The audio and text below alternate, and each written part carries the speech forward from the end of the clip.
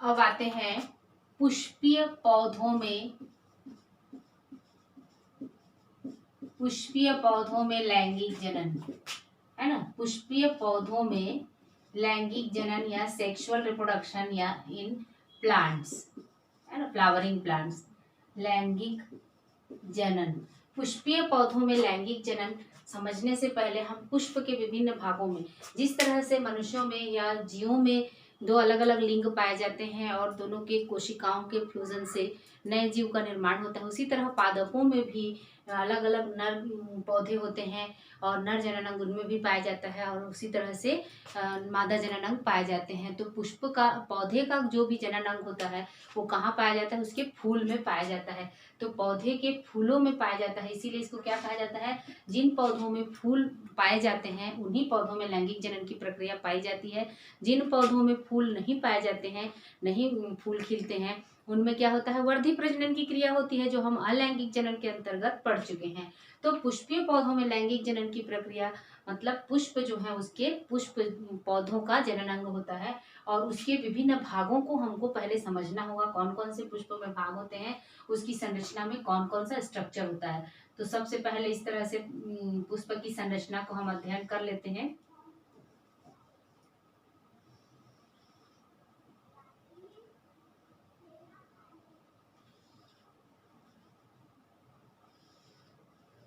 ये इस तरह से ये हो गया।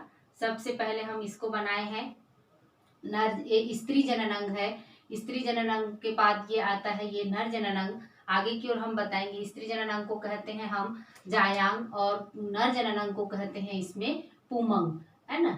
तो अब पुमंग के फल की फिर उसके बाद इसमें आता है इस तरह से उसकी फूलों की पंखुड़ियां होती हैं ये, ठीक है। और उसके बाद इस तरह से पुष्पासन होता है और पुष्पासन के नीचे में और एक प्रकार का ये पाया जाता है, हरे रंग की संरचना पाई जाती है। तो एक एक करके हम सारे अंगों का नाम पढ़ते हैं और उसका अध्ययन करते हैं। तो सबसे पहले पहला अंग होता है, ये होता है बाह्य दल। पहला अंग क्या होता है, बाह्य दल होता है। पहला अंग है ये देखिए बाह्य दल। बाह्य दल मतलब इसको कहते हैं कैलिक्स, इंग्लिश में क्या कहेंगे, कैलिक्स। जो ये संरचना आपको दिखाई पड़ रही है नीचे पुष्पा पंखुड़ियों के नीचे, ठीक है, बाह्य दल। और ये होता है दल, जो रंगीन भाग दिखाई पड़ता है, आकर्षक भाग दिखाई पड़ता है फूलों का, वह कहलाता है दल या करोला, ठीक है। दल या क्या कहलाता है, ये करोला कहलाता है। और उसके बाद जो है ये और भाग होते हैं, यह कहलाता है पुमंग, ठीक है। पुमंग या एंड्रोशियम जिसको कहते हैं, एंड्रोसियम, ठीक। और ये पूरा भाग जो है ये कहलाता है गाइनोशियम, ठीक है। ये पूरा भाग क्या कहलाता है, सबसे पहले ऊपर में इसका भाग कहते हैं वर्तिकाग्र। सबसे ऊपर वाला भाग क्या कहलाता है, वर्तिकाग्र। फिर नीचे जो ये लंबी नली के समान संरचना है वो कहलाता है वर्तिका। क्या कहलाता है, ये वर्तिका कहलाता है। और नीचे जो है ये कहलाता है अंडाशय या ओवरी।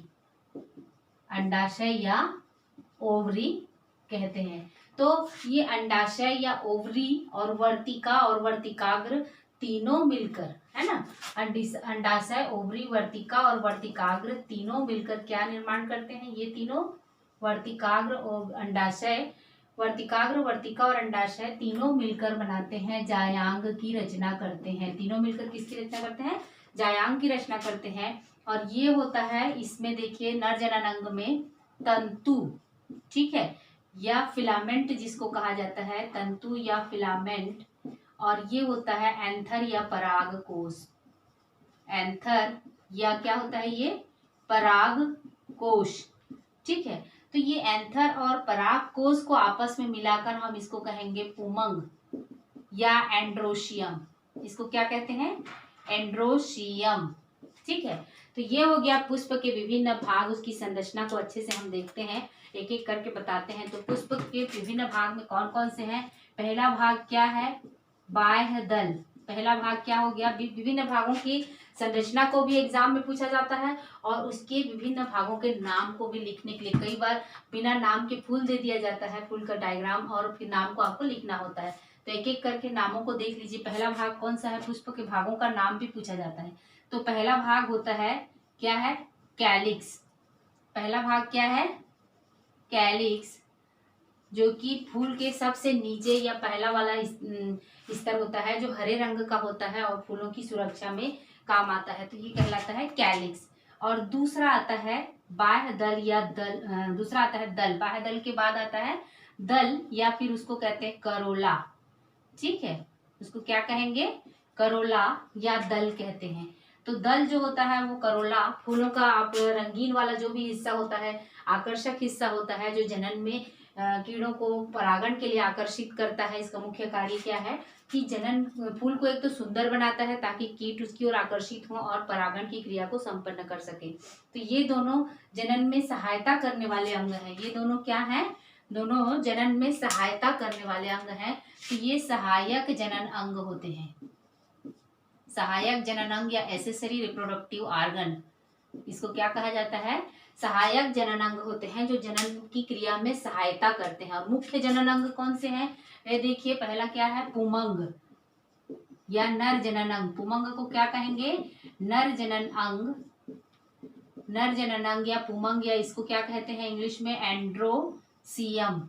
इंग्लिश में इसको क्या कहेंगे, एंड्रोशियम। तो ये एंड्रोशियम जो होता है, अब एक एक करके इसकी स्ट्रक्चर को समझते हैं। एंड्रोशियम मुख्य रूप से तीन भागों से मिलकर बना होता है। इस तरह से एंड्रोशियम में आप कोई भी फूल का स्ट्रक्चर देखेंगे, फूल देखेंगे, जैसे गुड़हल का फूल आप ले लेंगे, बाहर की ओर एक निकला हुआ रहता है, उसमें छोटे छोटे दाने आपको दिखाई पड़ेंगे। तो वो दाने क्या होते हैं, वास्तव में पराग कोश होते हैं। और उसको यदि आप मसल कर देखेंगे तो उसमें फिर दाने छोटे से और महसूस होते हैं।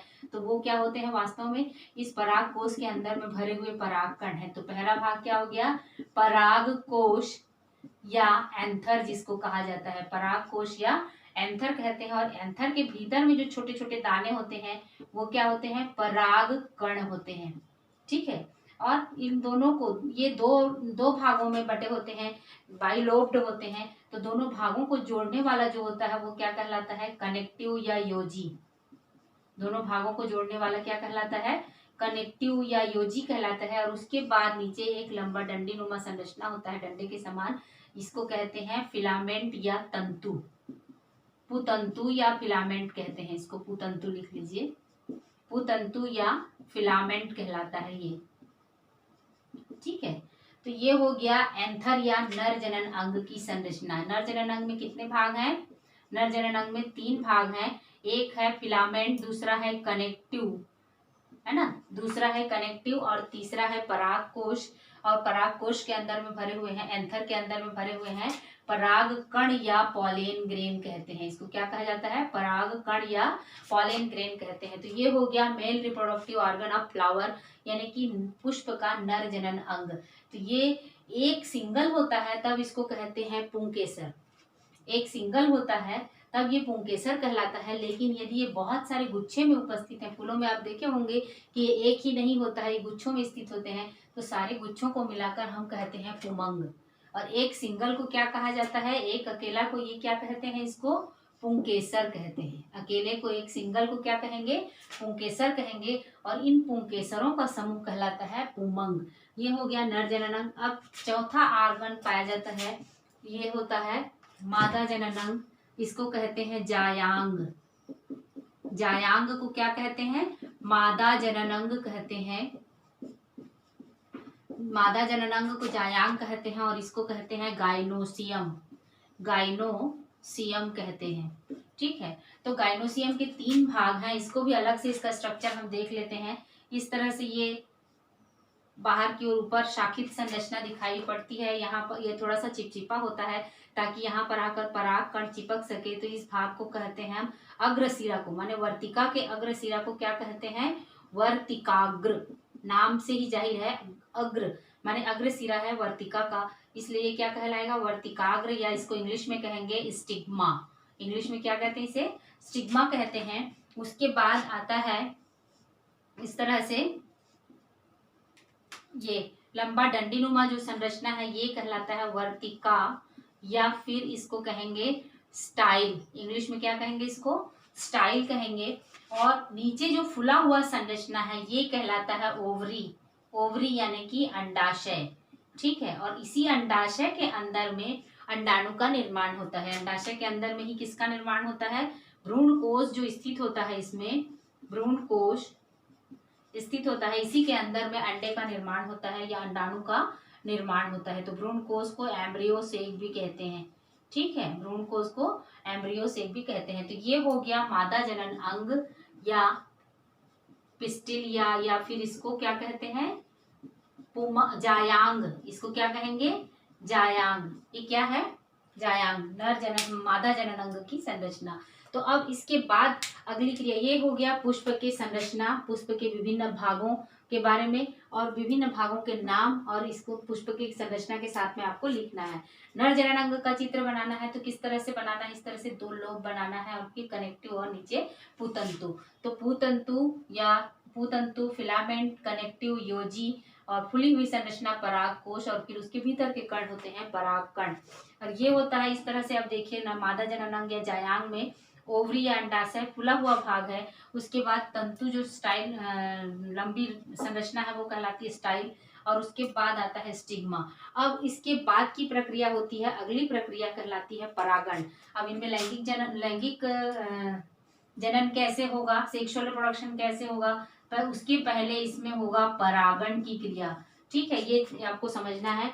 परागण उसे कहते हैं जब नर, अब पुष्प में भी एक लिंगी और द्विलिंगी पुष्प होंगे। एक लिंगी पुष्प उन्हें कहेंगे जिनमें सिर्फ नर जननांग उपस्थित है, उसको नर जननांग, नर पुष्प कहेंगे। और जिसमें यदि सिर्फ मादा अंग जननांग उपस्थित है तो उस पुष्प को कहेंगे द्विलिंगी पुष्प, मादा एकलिंगी पुष्प, है ना, फीमेल फ्लावर। लेकिन यदि नर और मादा दोनों जननांग एक ही पुष्प में स्थित है तो यह पुष्प क्या कहलाएगा, द्विलिंगी पुष्प कहलाएगा या बाइसेक्सुअल फ्लावर कहलाएगा। तो बाइसेक्सुअल फ्लावर में इसी पुष्प के पराग कण का वर्तिकाग्र तक पहुंचना। यहाँ पर छोटे छोटे पराग कण उपस्थित हैं, इन पराग कणों का वर्तिकाग्र तक पहुंचना या स्टिग्मा तक पहुंचना, वर्तिकाग्र या स्टिग्मा तक पहुंचना क्या कहलाता है, वर्तिकाग्र या स्टिग्मा तक पहुंचना परागण कहलाता है या पॉलिनेशन कहलाता है, ठीक है।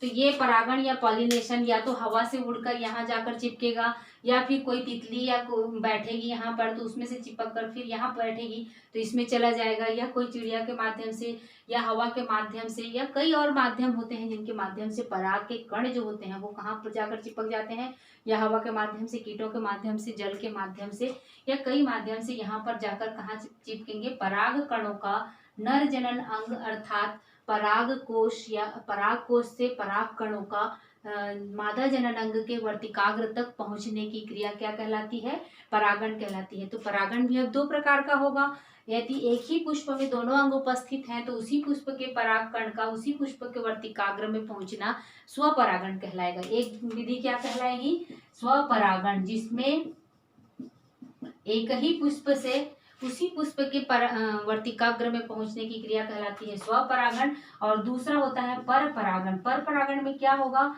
यदि एक लिंगी पुष्प है जिसमें यदि एक में मेल अंग उपस्थित है और दूसरे फ्लावर में फीमेल अंग उपस्थित है तो एक फूल के नर जनन अंग के पराग कण का दूसरे फूल के वर्तिकाग्र में पहुंचने की क्रिया क्या कहलाएगी, पर परागण कहलाएगी। तो इस तरह से परागण की क्रिया हो गई। अब परागण की क्रिया के पश्चात में जैसे किस तरह से अंडाणु जो है इसके परागकण और अंडाणु जो है आपस में मिलकर फर्टिलाइजेशन या निषेचन की क्रिया संपन्न होती है, उसको इस डायग्राम के माध्यम से अच्छे से समझ सकते हैं। जैसे देखिए इस तरह से ये है, अंदर में स्थित है ये भ्रूणकोश।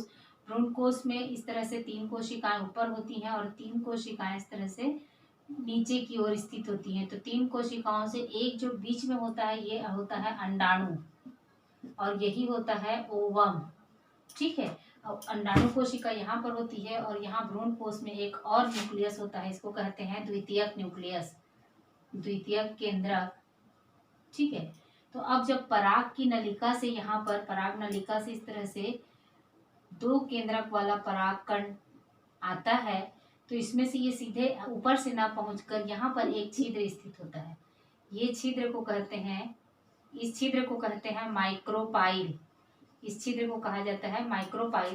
तो ये पराग नलिका इस तरह से आते हुए कहाँ से, इस माइक्रोपाइल के द्वारा भेद कर अंदर पहुंचता है और पराग की दो नलिकाएं, दो केंद्रक यहाँ पर स्थित हैं। ठीक है, पराग नलिका में दो केंद्रक स्थित हैं। तो एक केंद्रक जो होता है इस अंडाणु के साथ में मिलकर, यहाँ पर अगला बनाते हैं, एक केंद्रक अंडाणु के साथ में मिलकर जाइगोट का निर्माण करता है और दूसरा केंद्रक इस केंद्रिका के, इस द्वितीयक केंद्रक के साथ में, यहाँ जो केंद्रक है उसके साथ में उपस्थित होकर ये दूसरा केंद्रक दोनों आपस में मिलकर एक और संरचना का निर्माण करता है और इसको कहते हैं भ्रूणपोष। ये क्या कहते हैं, इसको भ्रूणपोष कहते हैं। और ये बनाता है युग्मनज या जाइगोट, युग्मनज या जाइगोट का निर्माण करता है। तो ये युग्मनज जो है वो आगे की ओर वृद्धि करके इस तरह से पौधे की पत्तियों का निर्माण करता है और एक तरफ से जड़ का निर्माण करता है और इसकी वृद्धि होते हुए पौधे के तनों और पत्तियों को भोजन देने का कार्य करता है ये भ्रूणपोष।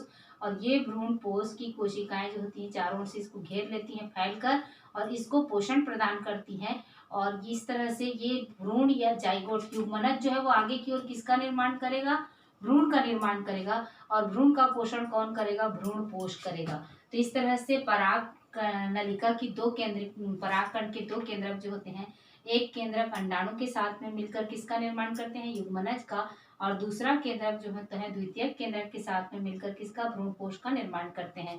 तो ये हो गया भ्रूण जो होती है वो भ्रूण से पौधे का निर्माण होता है ना। और ये इस तरह से भ्रूणपोष और ये भ्रूण मिलकर बीज का निर्माण करते हैं, ये पूरा बीज का निर्माण करते हैं और ये बीज का निर्माण करेगा भ्रूणपोष जो है, भ्रूणपोष और भ्रूण, और ये पूरी ओवरी जो है वो फल का निर्माण करती है। ठीक है, तो आगे पौधों में भ्रूण फल का निर्माण किससे होगा बोलने से, अंडाशय या ओवरी से होगा और बीज का निर्माण किससे होता है, बीज का निर्माण होता है भ्रूणकोष से, है ना। भ्रूणकोष से बीज का निर्माण होता है और ओवरी से या अंडाशय से पूरा फल बनता है। तो ये हो गया पूरे लैंगिक जनन की प्रक्रिया, विस्तार से हम पढ़ चुके हैं। हम नेक्स्ट वीडियो में पढ़ेंगे हम जीवों में होने वाले, जंतुओं में होने वाले लैंगिक जनन की प्रक्रिया, मतलब हम मानव का उदाहरण या एग्जाम्पल लेकर पढ़ेंगे कि किस तरह से उनमें नर जनन अंग पाए जाते हैं, मादा जनन अंग पाए जाते हैं और फिर उनमें लैंगिक जनन की प्रक्रिया कैसी होती है। ओके।